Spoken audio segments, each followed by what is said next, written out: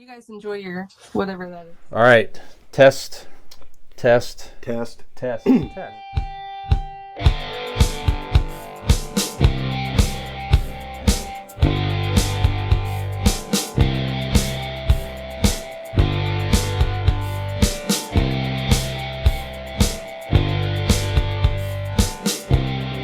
Three.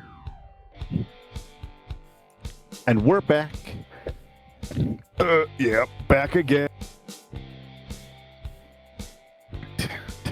I don't know what the fuck I'm doing. We're back for segment 2, ladies and gentlemen. We are lubricated, as Brian's getting lubricated right now, and we are raring to go in our main event. Mm-hmm. And for our main event, Brian, why don't you tell the nice little young boys and girls out there what we have in store for them? Yeah, we're going to talk about perfectly cast roles. Could be movies or television shows. Oh, not like my fat rolls? Oh. No, I got to change my list here. Hold on. Yeah. Yeah, Go update on. that. Yeah. Ask Chat GPT there quick. But yeah, so you get TV. So what roles are just perfectly cast? And then, so what is, before we get into our list here, Dean, so what in your mind, what is a perfectly cast role for you? Okay, a perfectly cast role is easily, you can imagine anybody else playing that role. Simply as that. Mm-hmm. I don't know who your list, so I don't want. Well, I might end up shitting on your list by saying this, but it can't be like Batman's, because there have been multiple good Batmans. Everybody wants to go with the idea of the Joker, Heath Ledger. No, there's some pretty good goddamn Jokers out there. Mm-hmm. So if it has been rebooted, there has been some reboots where the other person did dog shit. So you're like, well, that just proves that nobody can touch that role. And maybe you think that with Heath Ledger. I don't know. Mm-hmm. But I think Jack Nicholson did a pretty goddamn good job as Joker. So stuff like that. There's let's see, what is some of the roles of, some iconic roles out there. All right, Maximus from Gladiator, right? Mm-hmm. There's plenty of guys that could have done that. Did he do a fantastic job? Absolutely. You're like, wow, that's Maximus. If hell, even after, when I see him on other things, that he's Maximus. But let's be honest, they could have put a lot of different guys in there that would have done just as good. Yeah. It's those roles that are absolutely nobody else could have played. Yeah. Okay. I'm with you.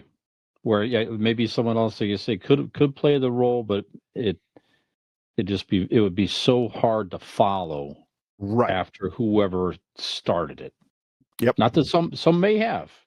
Sure. Right, but it's not the same quite as the first actors who played that particular role. So what's one on your list, Dean? Okay. Well, the first on my list should be on the first on everybody's list. Jeff Bridges as the dude. Yeah. If you think about it, the style, the mannerism, the way he speaks, nobody could portray the dude as the dude. You know what I mean? Yeah. I mean, you could get a Jeff Goldblum, right, and put him in there. He's going to have it's not going to be the dude. Dude is Jeff Bridges, and somehow in his age, the actual Jeff Bridges seems to be morphing into the dude, which is awesome. Which just goes to show that that's an iconic role that only an icon like that could have done. Yeah. So first on my list, The Dude by Jeff Bridges. That's a great. You take the same movie and put anybody else in there as good as John Goodman was, and you're right. It's not the same movie. It just would not have hit at the level that it hit. Yeah, great one. I'm starting on superheroes. Wolverine. Okay. Hugh Jackman. Yep. All the years as a comic book fan, and people just vying to see Wolverine on the screen. I don't even remember if people were sort of angry or disappointed. I mean, Hugh Jackman wasn't as well known back then, certainly when he started playing the role. But as soon as you saw that guy, it's like, yes, that is Wolverine. Definitely evolved it evolved for the better. Sure. But he is Wolverine. I cannot picture tricky situation because as we talk about these iconic movie roles, he was an iconic comic book character who was beloved, beloved. So I don't care who you would put in there until you saw them. You're going, this is bullshit. You know what I mean? Because it can never live up to your expectations of what you think it should be in live action, and then you see him and you're like, I was wrong. Yeah. That's perfect. That is Wolverine. Absolutely. Even to the later movies, certainly. I mean, give the guy credit. I mean, he the work to put himself in just crazy shape, to play that role. He's got the attitude down. It's so happy to see him come back in the Deadpool Wolverine movie, and he's going to be in upcoming movies as well for a while. So, man, good for him. And just look at what he as long as he can do put it himself through to make those metal things come out of his hand. Jeez. Yeah, very, very painful. Very painful. A lot of training. Yeah. Dedication. That's what I call it. Yeah, that's right. That's right. Who's next on your list, Dean? Next is there's shades of gray here, because it's a little different of a role, but there is no other voice could have been Darth Vader but James Earl Jones. And I went back and forth on this one because he's not in the suit. You can't see his face. Yeah. But there is no other voice on God's green earth that could even convince you that it's right. You know what I mean? So I did have to go on this stretch, and I'm going to die on this hill. James Earl Jones as as the voice of Darth Vader. Yeah. Absolutely. Yeah, you're right. You're right. We said this before on the show. Would not be the same character. No. Not the same movie. No. He had the cool look, the breathing was foreboding. But they were smart enough to put that voice in there and just took that character, like you said, to a whole other level of terror. Yep. And intrigue. And that's right. You could to a point where they literally will not have another actor voice him, because as we know, when James Earl Jones, he passed away, he signed over his voice rights before he passed away to Disney, so they could replicate his voice with whatever technology, and his voice will forever be Vader. I wouldn't be surprised if he went in and did like different reads of like different words, so they could put it together later. I wouldn't surprise me either. Yep. Gen X Brian here from the Convincing Idiots podcast. If you're enjoying our show, tell a friend. And if you're not, well, tell two enemies.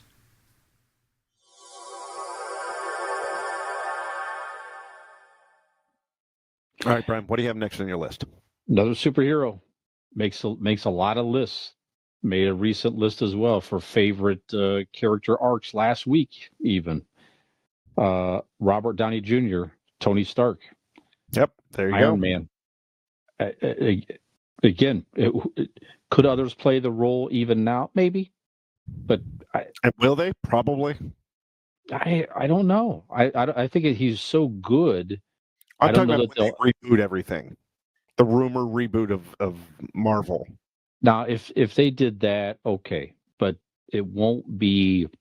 No, I don't. Be very difficult. It'd be very difficult to live up to that. Yeah, it was just a perfect cast at the time, and as we know, without that first Iron Man movie just being such a smash hit, right? Then we would not be very likely would not have seen the Marvel universe become what it has, and Disney able to retake the rights to Spider-Man, the X-Men, Fantastic Four, and just continue to build itself up.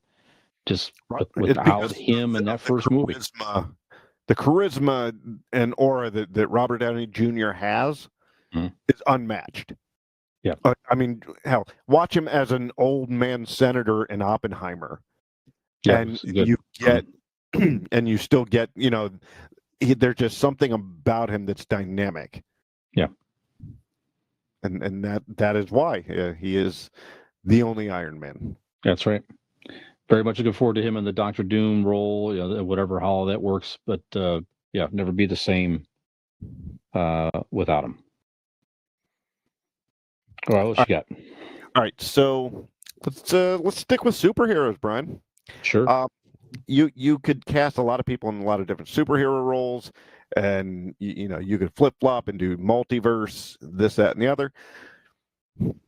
But when you hear and see Ryan Reynolds playing Deadpool, and being Deadpool, he wrote it in his voice, he does it in his style, and it is the Deadpool coming off the page to talk to the reader image that you get in live action. Yeah. And I don't think, to me, I don't think anybody could have done it other than Ryan Reynolds. Nope. You're right. Perfect. And it let him clearly have fun in that role. They clearly give him a lot of liberty, and it just works. So it would not work in any other character, right? But it definitely works for that character. Yeah, just perfect. Absolutely perfect. Okay, well, this character, kind of goes against a little bit what you said earlier. This character certainly has been played by many different actors, right? But for me, the perfect cast of this character was and still is, for me, Christopher Reeve as Superman. So, okay, again, can other people? Henry Cavill, great Superman. I'm sure this corn sweat kid will be a great Superman as well. So I'm not saying you can't ever replace Superman, right? It just, for me, a perfect casting at the time when the movies first launched.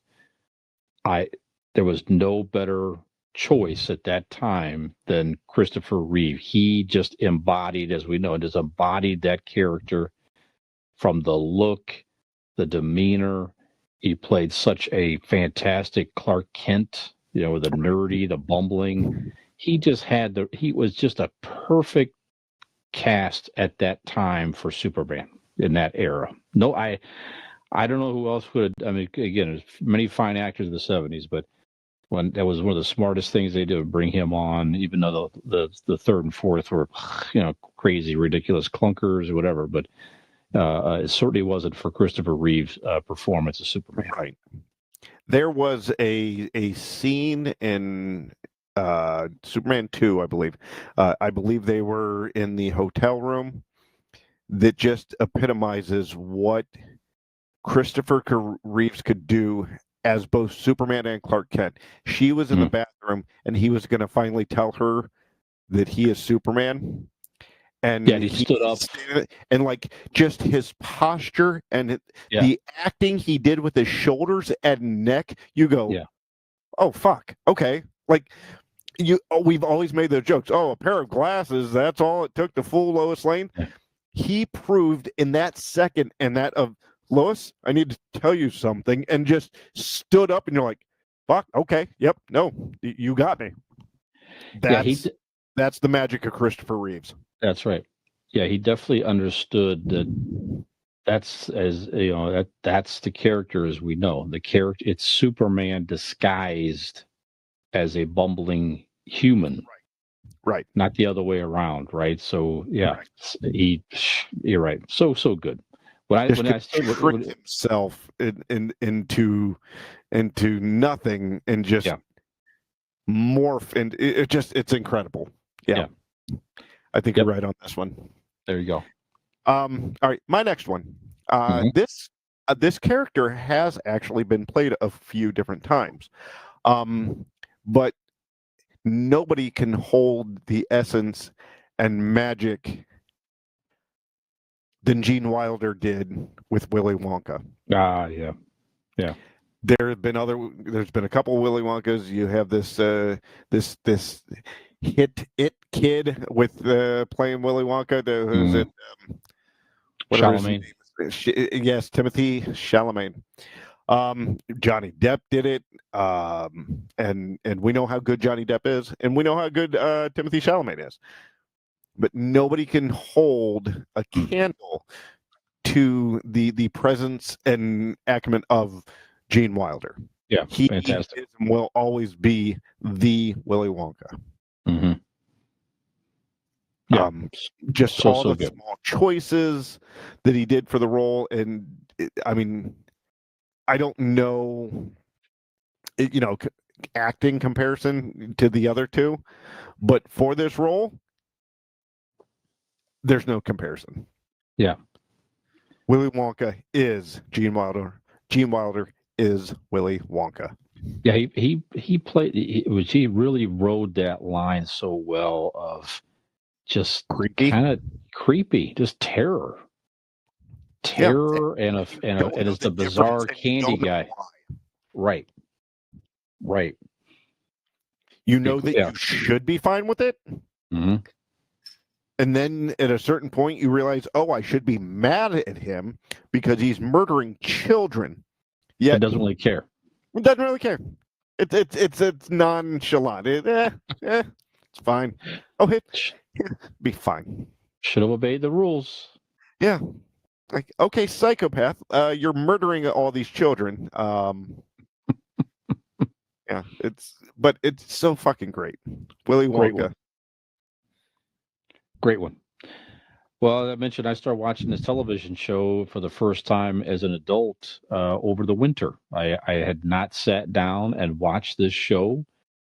No reason, just other than I hadn't made the time to do so, and it sort of became a weekend ritual, which is very nice. It's something to look forward to on the week. I've done the last couple of weekends, but I do like it when I still make the time for Star Trek, the original series. Leonard Nimoy is Mr. Spock. Now, it is a perfectly cast role. Obviously, Mr. Spock's been played by other characters, fine, But as I watched that show, it's like, man, he was just so fucking good in that role, in that show. Just the tone and the demeanor of he was, I mean, as we know, he was half an alien race, part human, part Vulcan. And just his demeanor and his the logic, and he just really doesn't emote the same way as a human. He was sort of always had that detachment, that coldness, kind of. It just was such a great performance from Leonard Nimoy on that show. You get the other, and Shatner was great as Kirk. Don't get me wrong; other actors could play. I think Kirk, Shatner was fantastic. And many actors could play a lot of those other characters, but I don't think anybody could hold a candle to Leonard Nimoy as Mr. Spock in that era. I agree. I mean, again, we've talked about this with some of the other actors. It's not just the words that were coming out. It's his body language. It's his emotion on his face, or lack of emotion. Where there are some eyebrows. I mean, everything.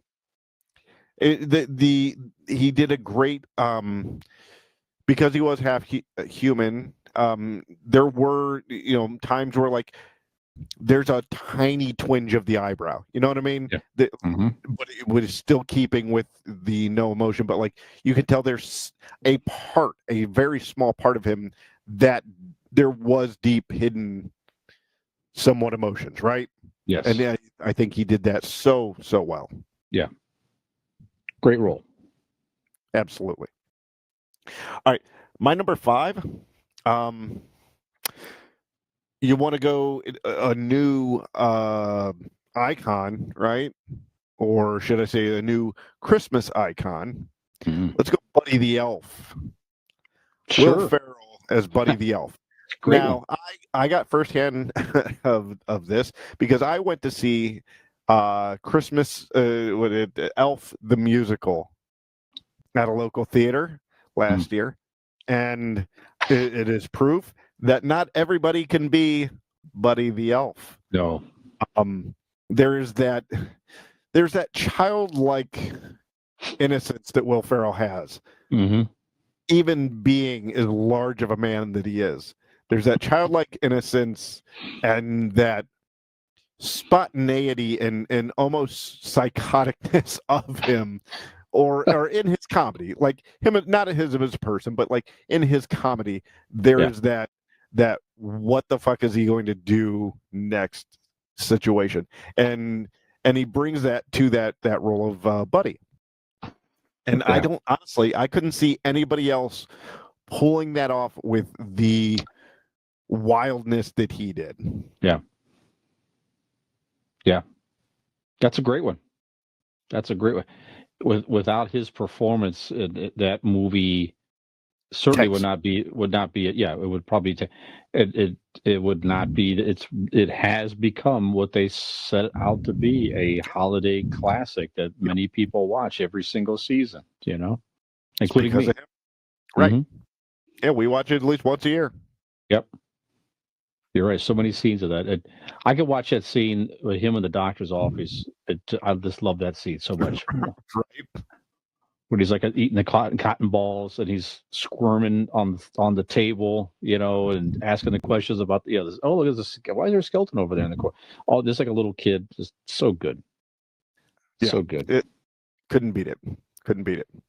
All right, you got a number 5?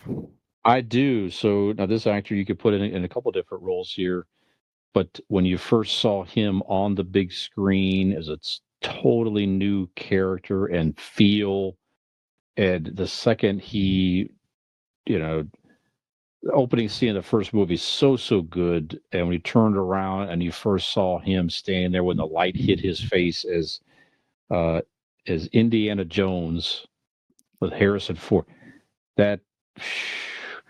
I mean, you could almost say Han Solo as well, but you could argue that Han Solo could have been played by other actors, and it probably would have been fine. Yep. But Harrison Ford definitely embodied Indiana Jones from his core, just the toughness to the kind of the bumbling at times, just a guy just trying to make it work. He played when he was teaching the kids, you got to see that side of him, The exhaustedness on his face in half the movie, like he's a real guy. Like, can't believe, like, oh my god, I'm in these situations. Like, how am I in these situations? Yes, like he never was like this. I mean, maybe a couple times, but for the most part, he did not have the confidence that other action stars, true. had. Right, he was the everyman in these wild adventures. Yes, made mistakes, got beat up, like you said. A lot, yep.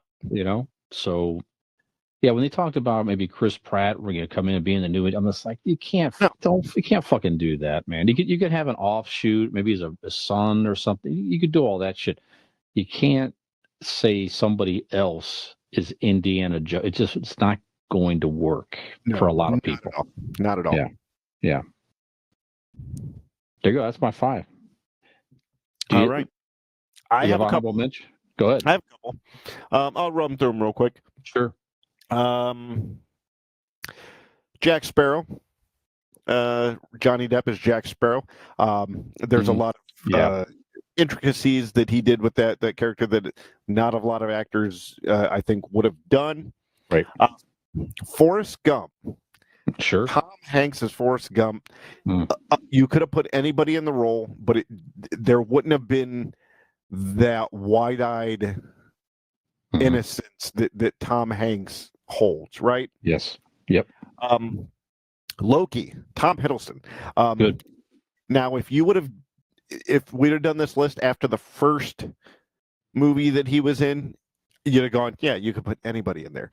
But given all the different nuances that he's put in through the movies and the series of his own, I put Tom Hiddleston as Loki up in that echelon. Yep. And then Cillian Murphy as Robert Oppenheimer. Good. Okay.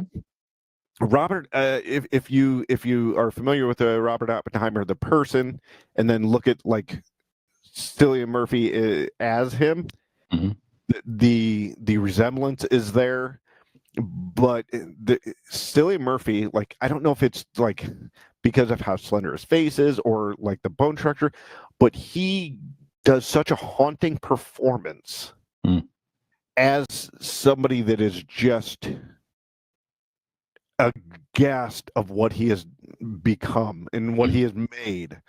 It is one of my favorite performances in cinema over the past 5-10 years, even 20. And I don't think anybody could have brought that hauntingness that Oppenheimer needed to have, that he probably had in real life. So there is my honorable mentions. Do you have any honorable? There's so many that we could talk about here. A handful I wrote down here. The character Hans Landa from Inglourious Basterds, Christoph Waltz. That almost was on my list. I looked at it. Yeah. Academy Award performance, just so frightening as the Nazi commander. I would say any role that he's in couldn't be done by anybody else. Like, he's so goddamn good. Yeah. Fun one. Shaggy, played by Matthew Lillard. Okay, I'll give you that one. Scooby-Doo movies, it's like, who's going to play? That kid, man, was just the perfect. Again, you can't picture another live action Shaggy. No, you're right. Beyond that kid. And all the other ones did a great job, right? But you can't replace Shaggy, I don't think, after his performance. It was just too good. J.K. Simmons as J. Jonah Jameson in the Spider-Man movies, absolutely perfect. Yeah, as a kid growing up with that character on animated shows and the comic books and all that stuff, J.K. Simmons just embodied that role, from the look, the mannerisms. It's one of those roles where you hear him talk and you go, fuck, that's what I was hearing in my head reading it. That's right. Exactly like that. That's insane that they got that so good. Parker. Yeah, so good. Like the voice and the manner. Yeah, you're right. Yeah, great role for him. Glad to see he made it back in the new Spider-Man storyline. Fantastic. Again, this character keeps making his way into many lists, many shows. Hannibal Lecter, played by Anthony Hopkins. Perfect role. Again, another Academy Award-winning performance for a villain just so creepy. Kathy Bates as Annie Wilkes in Misery. Frightening. Yep. Frightening. Just the playing so well with James Caan, and just so just again, another, that whole movie just has every scene she's in, you're just uneasy. You don't know what's going to happen. She could snap in a minute. Right. Just played the role perfectly, beautifully, creepy, so good. And again, one of our favorite movies, Pulp Fiction, Samuel Jackson as Jules. Oh, Winfield. Absolutely a perfect role for him. It seemed to embody his personality. A lot of great performances in that movie, but that's the one character that a little bit and put the tag team with John Travolta. That's sure, you could say that, because of them together. Yeah, great pairing for sure, and so many others out there. But those just a few that come to mind here. So, what are the perfect characters that perfectly cast roles that you think out there? Let us know. Now, I thought about this real quick. We do these lists every week, and you guys listen to us. What I would like to know, what I think it would be fun, hell, even if I don't know, you don't tell us who do it. I would like these lists that we do as our main topic every week. Bring them to the bar with you. Yeah. And have these discussions with your friends. We're bringing these topics and these ideas, like that we'd be sitting at a bar bullshitting and drinking beers and talking about our favorite nerd stuff. So take these topics and bring them to your local pub and have amongst your friends. Yeah. Enjoy. Yeah, we're gonna talk about the fucking weather. Right. It's fucking cold and raining outside, and it's goddamn almost June. Yeah. Son of a bitch. Come on, man.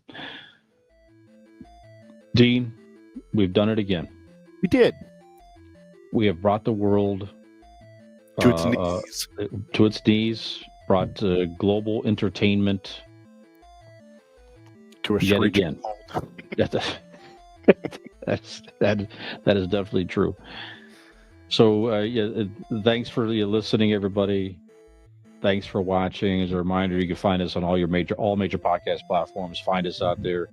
Find us on our YouTube channel. Find us on our Linktree page, Linktree Convincing Idiots. Find us on our webpage, convincingidiots.wordpress.com. Tune in each and every week. We appreciate your support. And have we convinced you that we are perfectly cast characters in our own lives? Hey, did you like that video? You know you did, and we know you did. So stop screwing around and go like that video, subscribe to our channel, and join us for some more.